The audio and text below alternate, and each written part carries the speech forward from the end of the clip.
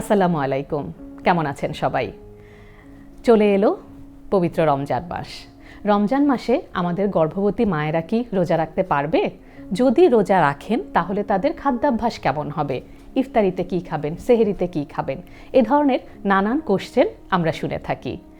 প্রথমেই আমি যেটা বলে নিব, আপনার যদি কোনো ধরনের শারীরিক জটিলতা না থাকে, আপনি যদি একদম সুস্থ স্বাভাবিক একজন গর্ভবতী মা হয়ে থাকেন, আপনি অবশ্যই রোজা রাখতে পারবেন।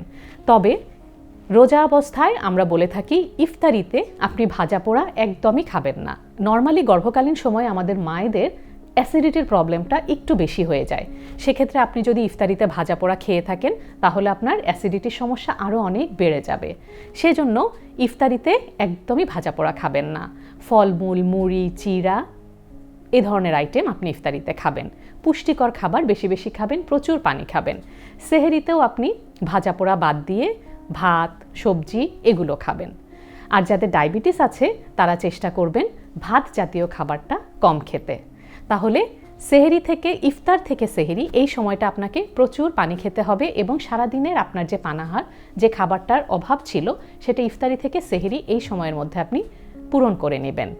ভাজা পোড়া খাবেন না, পুষ্টিকর খাবার খাবেন, শাকসবজি, ফলমূল, পানি বেশি বেশি খাবেন। ধন্যবাদ।